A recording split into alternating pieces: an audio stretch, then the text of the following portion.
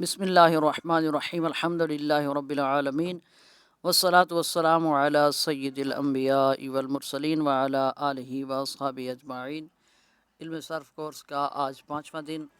آج کے سبق میں ہم انشاءاللہ اسم کی اقسام پڑھیں گے مشتق ہونے یا نہ ہونے کے اعتبار سے، یعنی یا تو کوئی بھی اسم ہو، یا تو وہ اس سے دوسرے کلمات بنیں گے، یا وہ خود کسی اور اسم سے مصدر سے بنا ہوا ہوگا، یا وہ ان دونوں میں سے نہ ہوگا، یعنی نہ تو اس سے کلمات بنیں گے، نہ وہ خود کسی سے بنا ہوگا۔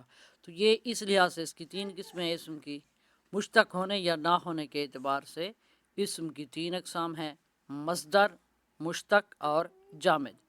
مصدر کی تعریف: مصدر وہ اسم ہے جس سے دوسرے کلمات مشتق ہوں، یعنی دوسرے کلمات جس سے بنے اور وہ خود کسی سے مشتق نہ ہو، اور اس کے اردو ترجمہ میں نہ آتا ہے، جیسے ضربن، مارنا۔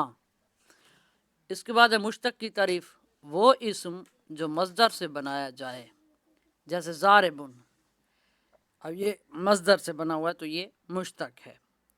جامد کی تعریف: وہ اسم جو نہ خود کسی سے بنا ہو اور نہ اس سے دیگر کلمات بنتے ہوں، جیسے زید، تو یہ نہ خود کسی سے بنا ہے، نہ اس سے دوسرے کلمات بنتے ہیں۔ یہ آپ کی تعریفات ہیں، یہ 3 یعنی اسم کے اقسام اور ان تینوں کی پھر آگے تعریفات، یہ آپ نے یاد کرنی ہے۔ اور اس کے بعد آج کی جو گردان ہے وہ بھی محموز 7 اقسام میں محموز ہے، اور باب وہی فعل یفعل ہے۔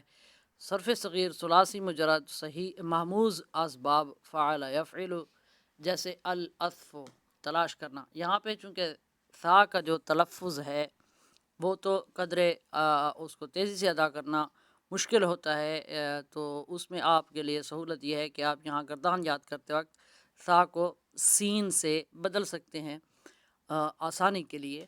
تو اس کو پڑھتے ہیں: آصف یأصف اصفن فہو آصف و اصف یؤصف اصفن فذاک مأصوف۔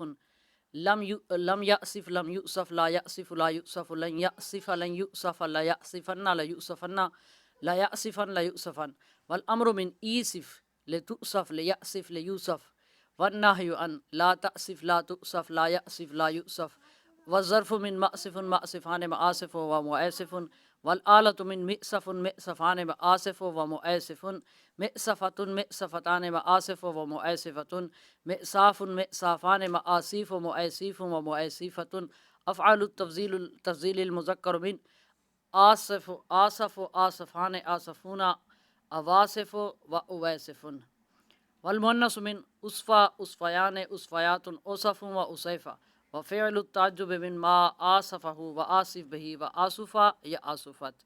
یہ آج کی آپ کی گردان ہے، اسے بھی یاد کریں اور تعریفات کو بھی یاد کریں۔ السلام علیکم ورحمۃ اللہ وبرکاتہ۔